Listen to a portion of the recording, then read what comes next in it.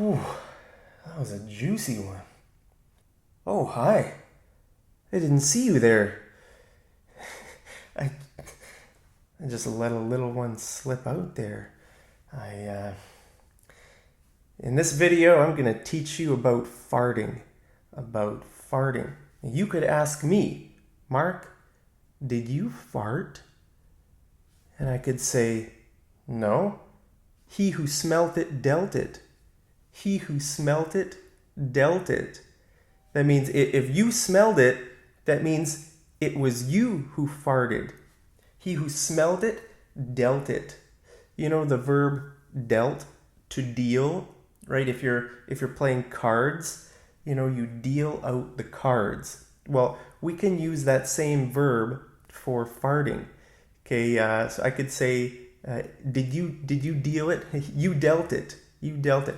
Okay, so that's a sort of a rhyme in English. In this situation, if you ask me, did you fart? Then I could accuse you. I could say, he who smelt it dealt it. Okay, he who smelt. So I'm accusing you of farting, and then you could say back to me. You could say, he who said the rhyme committed the crime. Okay, so then you're putting it back on me. Okay, first I say, he who smelt it dealt it. Okay, so I'm accusing you. Then you could say, he who said the rhyme, because what I said was a rhyme, right? He who smelt it dealt it. So now you're saying, he who said the rhyme committed the crime. Sometimes in English, you'll hear kids say that, right? They'll say, oh, did you fart? And then the person will say, no. He who smelt it dealt it. He who smelt it dealt it. And then the other person will say, he who said the rhyme committed the crime. And there are probably more where they go back and forth, accusing each other using rhymes. Have you ever heard that before? Did you know what that means? If you hear someone say, he who smelt it dealt it. I bet you never heard that before. So you might be asking, Mark, why are you making a lesson about farting? Well, because this is a very good example of something that every native English speaker knows. I would say 100% of native English speakers know that. If they heard that, he who smelt it dealt it, they know that. They know what it means. But I would say probably 0% of English learners know that. If you heard, tell me honestly down in the comments, have you heard that before? Do you know that is talking about farting? If you hear someone say, he who smelt it dealt it. The reason I want to teach you about these kinds of things is because I want to help bridge the divide. I want to bridge the divide between native English speakers and English learners. Very often English learners, they speak English really well. A lot of my subscribers are experts in English. They can speak English basically fluently, but there's still a divide. There's still some difference between native speakers and English learners. And I want to help bridge the divide. I want to close the gap between both of those groups. Now, why do I want to do that? Well, I want to do that because it feels good to be in the know. It feels good to be in the know. In the know means you know something. You understand something. If you're in the know, then you understand. If you're not in the know, then you're out of the loop. It feels bad to be out of the loop, right? For example, let's say you're in a park and you hear some kids talking, and one kid says to the other kid, he who smelt it dealt it. He who smelt it dealt it. You might not understand what that means, right? So you're out of the loop, right? You don't understand. And you might never use farting words in your life. You might never say them, right? Most adults don't talk about it. But The reason I want you to know is so that you're in the loop. Then at least you understand, right? Understanding is good. It feels good to be in the loop. If you don't know, it's like you're missing out on something that you don't understand the situation. And in my opinion, it's always good to understand. Even if you don't like something, even if you never use something, it's at least good to know.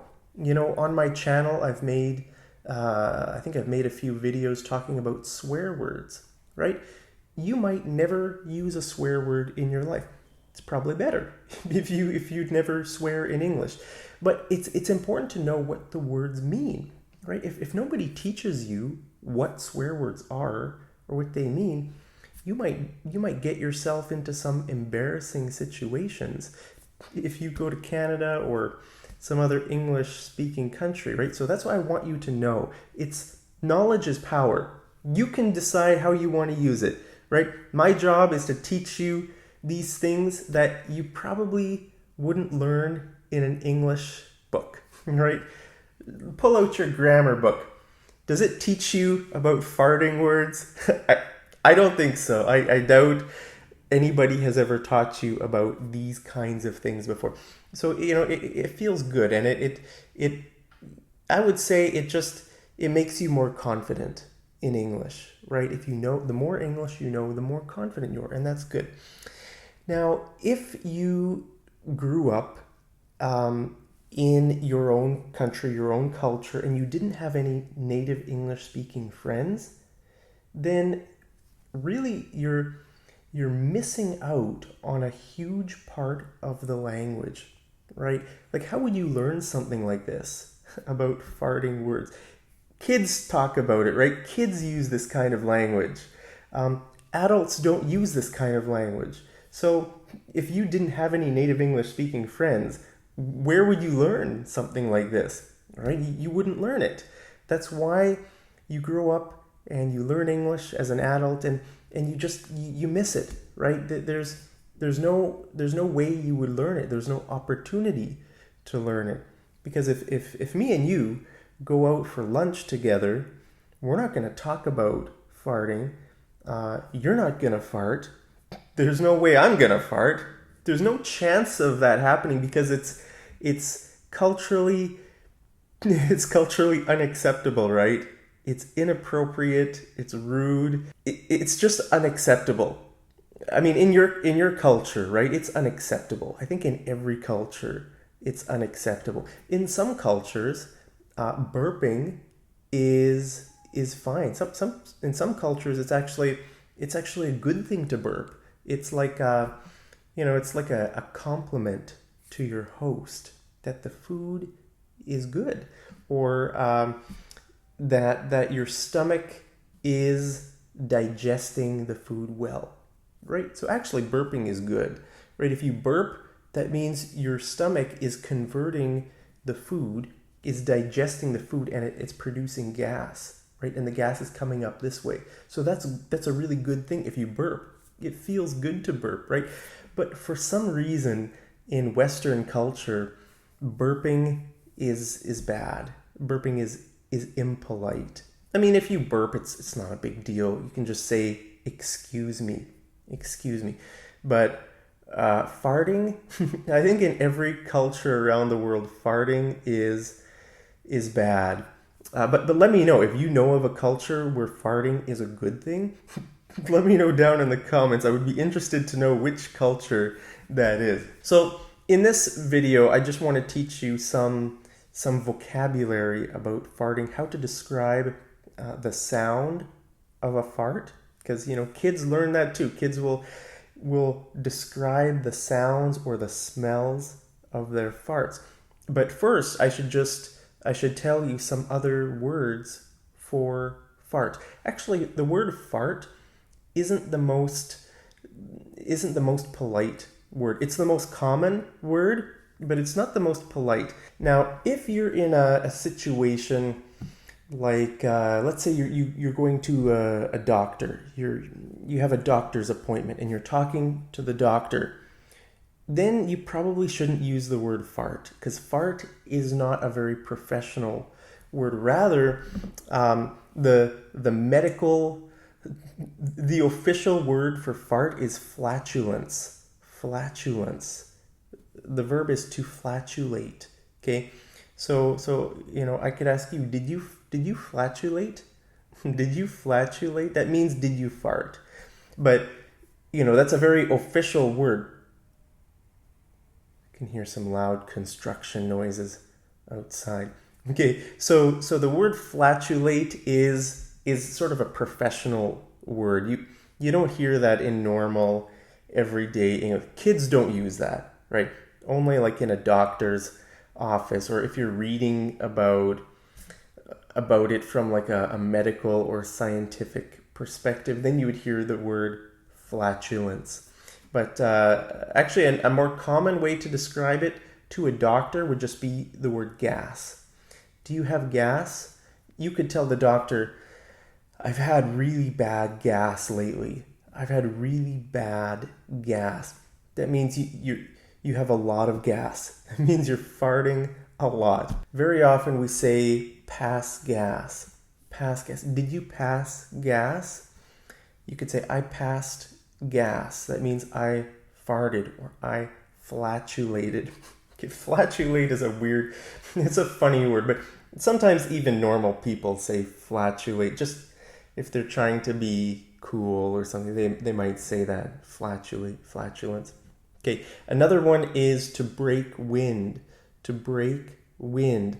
That's a sort of a funny way, and I would say there are some polite ways to describe it, right? Like I said, farting is not the most polite. You could describe it as flatulate, pass gas, or break wind. I would say those three are maybe a bit more official, more professional. I don't know. But fart is probably more rude, right? We don't usually say, like, for example, if I did fart, if we were having lunch together, let's say, and I did fart, I don't know what I would say. I would probably say, excuse me, sorry, excuse me, I just, I don't even know. I don't know what I would say. I probably would just say, excuse me, but if you want to say it, you could probably say, I passed gas, or I broke wind. I don't know. Break wind is more funny. I don't think people use it in that kind of situation. I don't know. You can see I'm struggling to describe these words. I'm just trying to think which word you should use in different situations. Like at the doctor's office, I think you should use flatulate or gas. You could say I have a lot of gas. Break wind. I don't know where you would use that, but just so you know, that's another way to describe it, to break wind.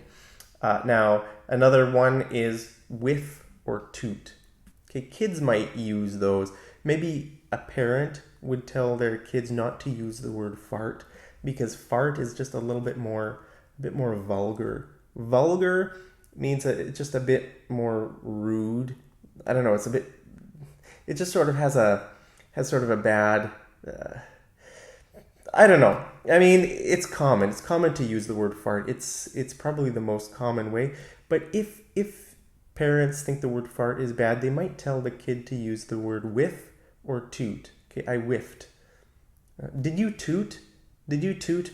Yeah, I tooted. You can say, excuse me, I tooted. Okay, now another one is cut the cheese.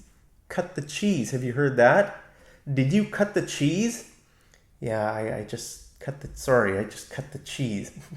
Cut the cheese. The reason we have that idiom to cut the cheese is because cheese is really stinky, right? If you get like real cheese like they eat in Switzerland or France, that cheese, yeah, it smells terrible, right?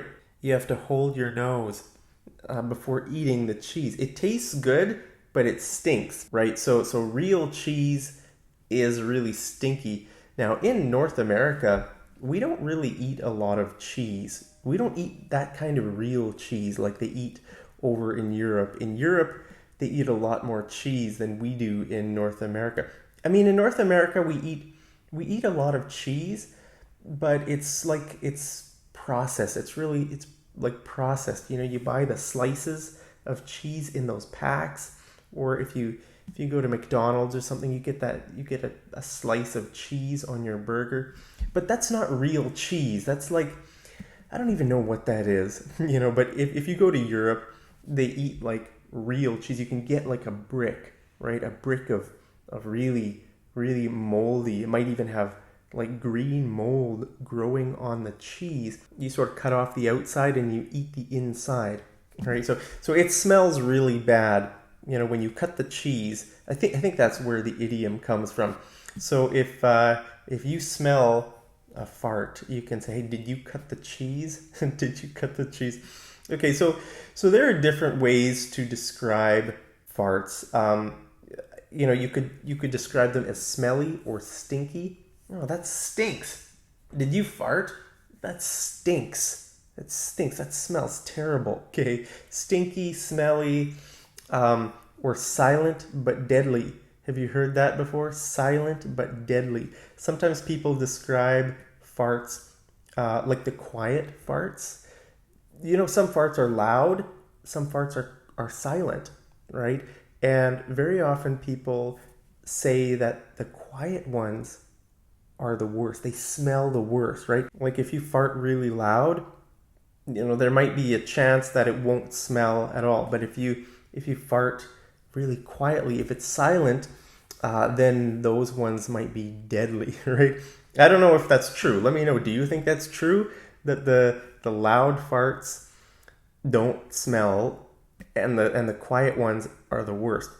I'm not sure. I'm not sure if that's true, but in English we say silent but deadly. I don't know why we say that, but we just do. Now you could also describe a fart as squeaky. Okay, listen to the sound of this fart. Okay, that would be, you could describe it as squeaky. Squeaky. Okay, I really didn't fart in this video. At the beginning of the video, I didn't really fart. It was just a sound effect online. Okay, now you could also describe a fart as wet. Wet. That's probably not a good kind of fart if it's wet. Like if you have diarrhea. If you have diarrhea, that's a bad thing. Then you might mistake a fart for something else, right? And that's that's not good. Then you could say that's maybe a wet fart, or maybe a juicy fart.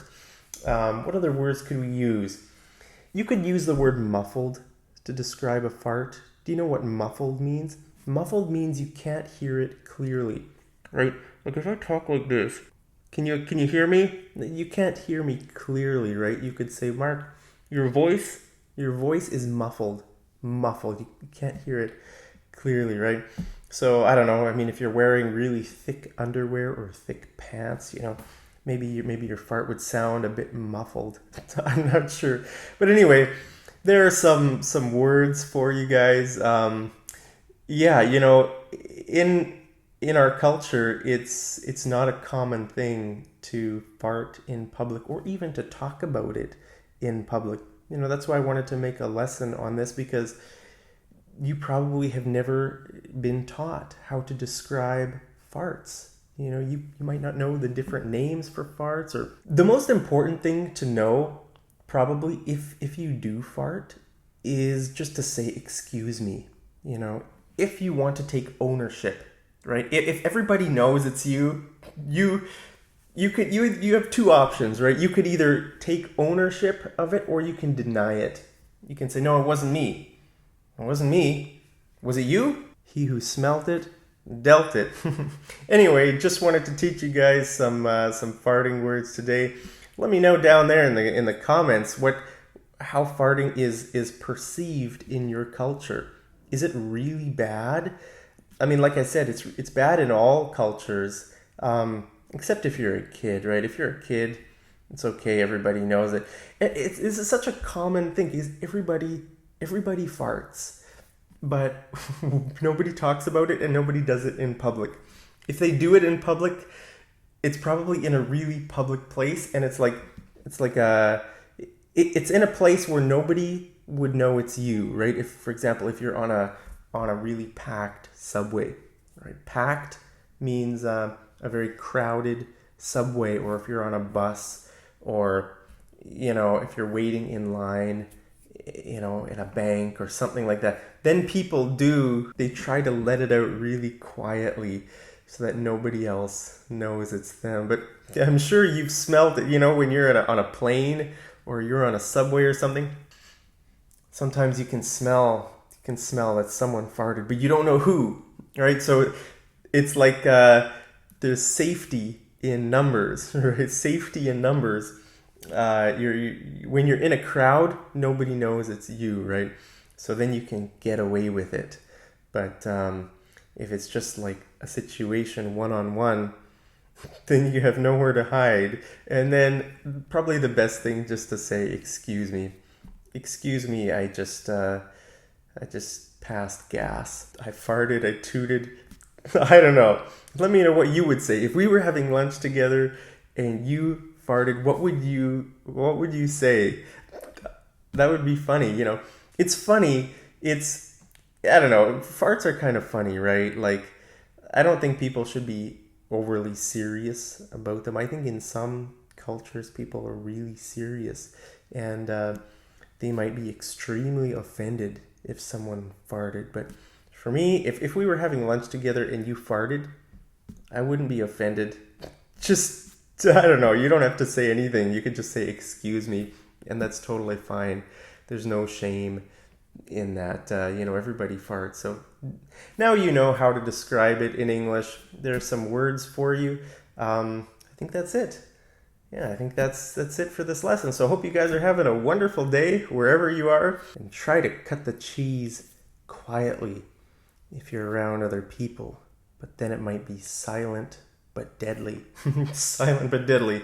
Hope you guys are having a great day. I'll see you over in the next episode of Mad English TV. Take care.